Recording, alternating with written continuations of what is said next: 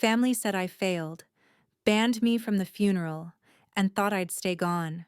But one shocking moment, one file, exposed everything they buried. I didn't come to grieve. I came to confront. They erased my name, denied my seat, and silenced my story. But when truth walked in, their lies collapsed. What happened next? No one at that funeral will ever forget it. I didn't walk into the funeral. I waited. Not out of respect. Not hesitation. I waited because I wanted them to see me last, after the champagne hugs, after the curated sobs, after the perfect daughter gave her perfectly timed speech. I wanted to stand where they'd have to turn and face me after pretending I didn't exist. The rain had just stopped. The pavement was still wet, and the air smelled like lilies and damp lies. Across the street, the church doors opened and closed in rhythm. Everyone looked soft and polished, dressed for grief, but not too much. The kind of grief that poses well in photographs. I watched them file in, my father with his $1,000 coat and his 1,000-yard silence, my mother beside him, clutching her pearls like a script she'd memorized, and Elise, my sister, in a silk dress with a sorrowful smile, the star of the show, as always. She caught a glimpse of me from across the street, didn't wave, didn't blink, just turned her head like she hadn't seen a damn thing. And maybe that's what hurt the most.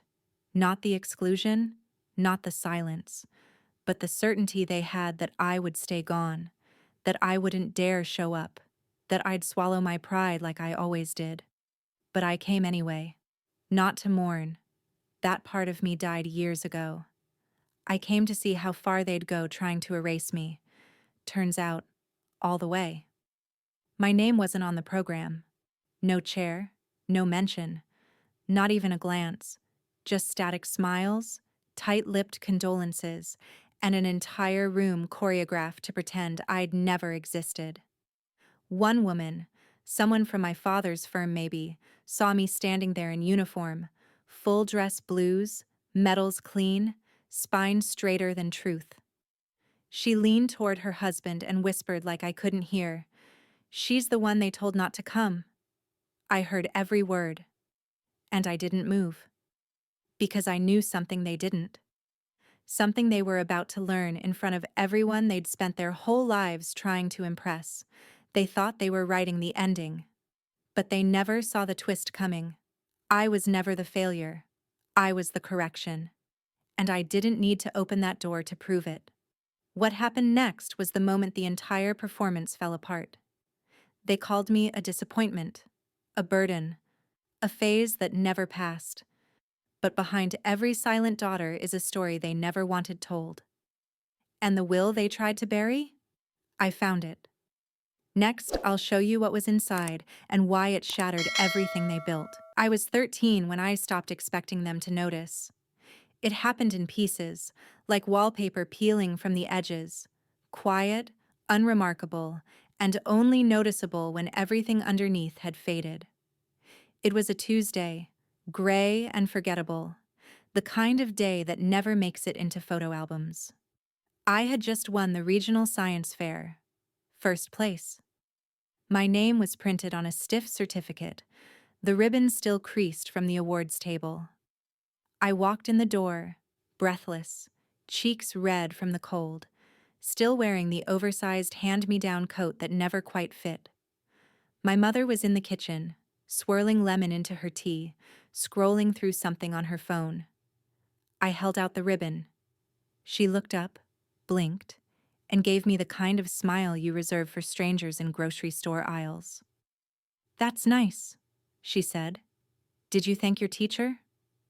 I nodded, then walked upstairs and laid the ribbon next to the others they'd already forgotten. That was the day I learned achievement meant nothing unless they'd chosen it for you. Elise never had to earn her spotlight. She breathed, and they celebrated. Her sketches were framed before the pencil lines were dry. Her tears summoned new devices. Her mediocrity was rebranded as emotional depth. I learned to be quiet at dinner. I learned how to win without applause. At 17, I told them I'd enlisted. My father didn't lower his newspaper. My mother stirred her tea. Elise asked if I needed help packing. No one said don't go, they just let silence carry the answer. So I left. No slammed doors, no tears. Just one bag and a final glance at the upstairs light still glowing in the bathroom window. I wondered if they'd notice how clean I left my room. I doubt they ever looked. Basic training didn't break me. Not the cold, not the shouting, not the drills. What cracked most people was the absence of warmth. Familiar faces. Someone waiting at home. But I had learned how to live without all of that. I sharpened. I climbed ranks quickly. Quiet, precise, and calm under pressure.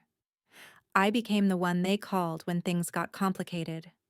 I sent letters, postcards, medals, a necklace to Elise from Spain, a journal to my father from Florence, the kind he used to write in before dinners. It came back unopened. At some point, I stopped remembering their birthdays. That was the gift I gave myself. Still, deep down, I wanted them to see me just once.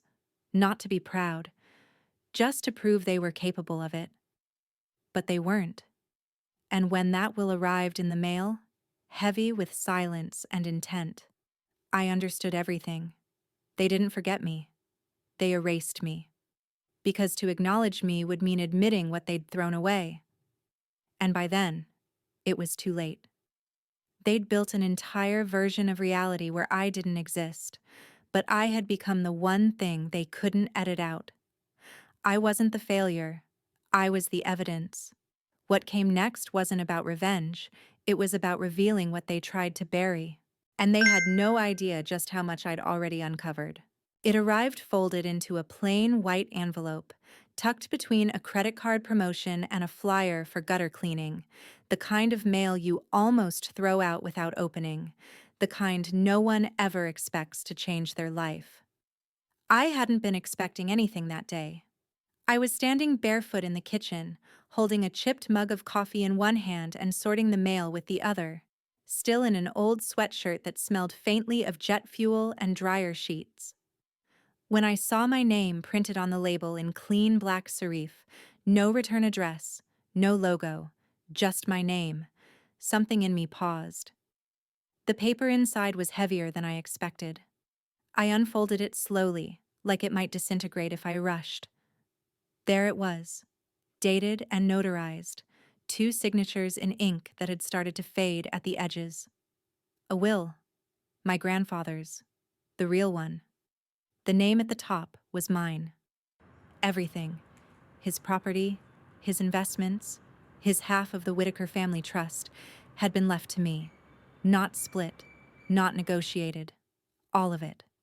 I reread it twice, then once more, tracing each line with my fingertip like it might vanish if I blinked. Attached to the back was a note, typed in the same crisp, unadorned font. Just one sentence. To the one who served with honor while the rest played pretend. I sat down at the kitchen table and stared at the wood grain, my hand resting on the letter like it might slip away. Not because I doubted it, but because I already knew what it meant. They had lied. Elise, my father, maybe even my mother. They knew about this. They had found it, buried it, rewritten it. I could see it now, the way they moved so quickly after he passed. The urgency, the private meetings, the closed doors. They weren't mourning. They were maneuvering. And for a while, it worked. I was off base when he died. On assignment, low contact. The kind of absence that's easy to exploit. But I hadn't gone far. And now I was here, holding the one document they couldn't explain away. I didn't cry. I didn't shake. I didn't even feel anger yet. What I felt was colder, sharper. A kind of stillness that comes right before a strike. I spent the rest of the afternoon in silence, pulling up everything I could find, property records, Signatures, account movements, tax filings, the name of the attorney who notarized the original, and the one who pushed through the fake. The discrepancy was easy to see once I looked at it clearly. Same law firm, different file paths.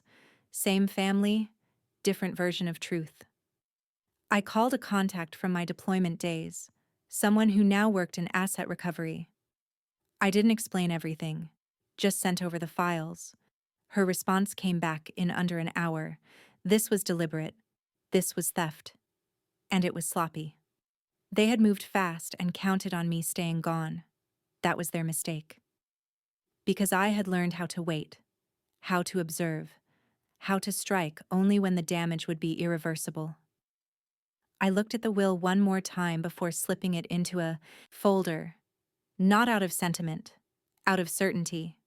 They thought they could write me out like I was a misstep in their narrative. But I had just become the ending they never saw coming. And if they thought the funeral was going to unfold the way they'd planned, they were about to learn exactly what it feels like when the story doesn't follow the script. It wasn't just about the money. It never was. It was about what they took, and what I was about to take back. They were halfway through the eulogy when the side doors opened. No one turned at first. The pastor was mid-sentence. Elise was dabbing her eyes with a lace handkerchief like grief was a costume, and the crowd, mostly family, mostly plastic, was lost in the theater of it all. But I didn't walk in alone. I hadn't planned it that way, but timing has a way of sharpening itself when the truth is ready. 12 Marines stepped in behind me, silent, uniformed, impossibly still. The sound of boots on tile shifted the room's pulse.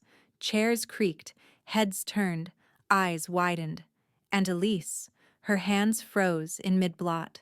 The color drained from her face like someone pulled the curtain too soon. I walked forward slowly, dress blues precise, each metal catching the light like a quiet accusation. I wasn't here to disrupt. I was here to witness, to make them look me in the eye after years of speaking around my name. When I reached the front pew, I stopped. Not a word. Not a glance at Elise or my father or the carefully curated circle of whispers. Just silence. Then it happened. All 12 Marines snapped to salute. The sound cracked like a whip in the sanctuary. Every head turned. The pastor's voice stammered, faltered, died. No one had told them I was coming. No one knew this was arranged. But it didn't matter. Because there's something about a military salute that breaks through pretense. It doesn't ask permission. It announces truth. One of the Marines stepped forward. Gunnery Sergeant Alvarez. I hadn't seen him since Kabul. He held something in his hands, a folded flag. I nodded once, and he placed it gently on the casket. For service, for loyalty, for family, whether they earned it or not. My grandfather had served too. Korea, Bronze Star. They had buried that along with the will. But I hadn't. Not then. Not now. Alvarez stood back in formation. No words exchanged. None needed. The air was thick, heavy with everything unsaid. I didn't cry. I didn't move. I let them sit with it. The weight of presence, of being seen, of the lie unraveling in real time. Elise turned slowly, her perfect composure cracking at the edges. My father cleared his throat, like maybe that would reset the room. It didn't. I caught my mother's eye. She looked away first. Good. The salute ended in unison, and the Marines exited as silently as they came. I stayed behind. Just for a moment. Long enough to make sure they understood. I wasn't the ghost they erased. I was the reckoning they invited. And the funeral? That was just the beginning. They thought the will was the twist. They hadn't seen the video yet. Or the signature. Or the part that proved who really betrayed who. They waited for me to leave, but I didn't. I stood there long after the casket was lowered and the last polite handshake faded. They thought the Marines were the peak, the shock, the final act. But what they didn't realize was that the real weapon was never the uniform. It was the truth I carried in my pocket.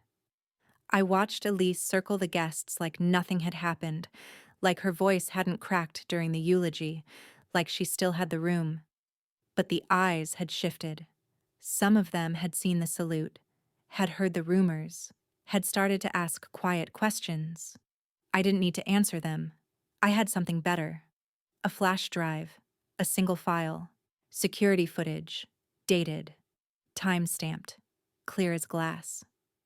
Elise, 2 weeks before Granddad died, standing in his study with a man whose signature was supposed to be on a set of documents filed after his death. Problem was, he wasn't there to sign them. Not anymore. And the signature? It wasn't his. Not even close. But that wasn't the worst part. The worst part was the audio. She had whispered, "Do it. He won't remember anyway."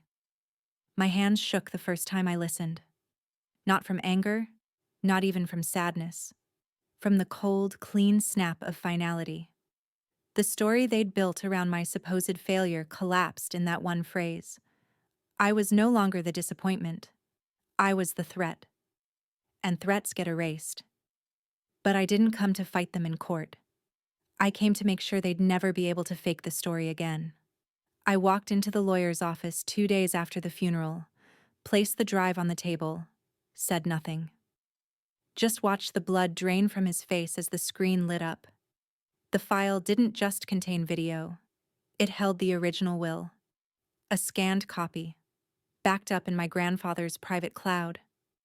Password, my middle name. Because even when they told him to forget me, he never did.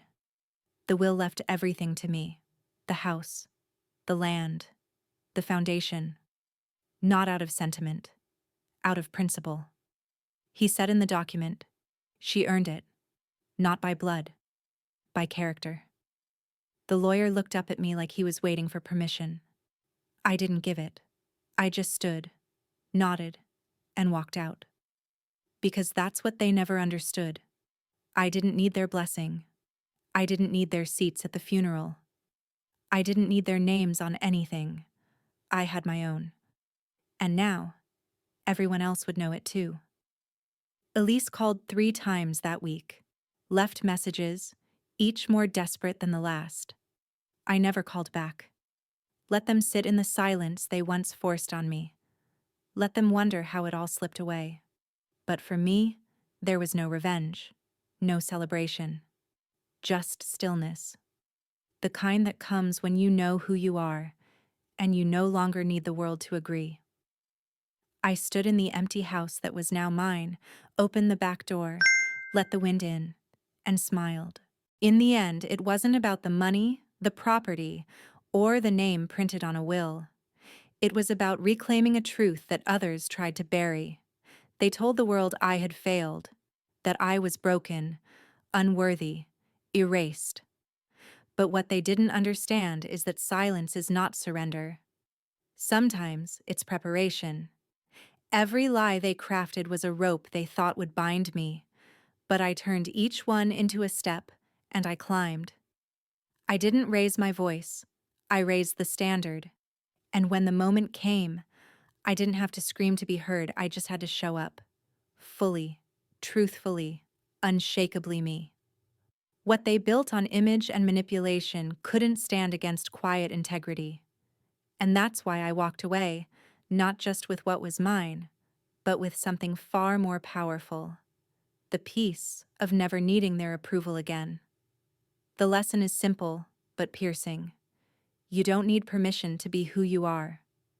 Whether it's from family, friends, or anyone who once defined you by your worst chapter, your power comes from knowing your worth before they ever validate it.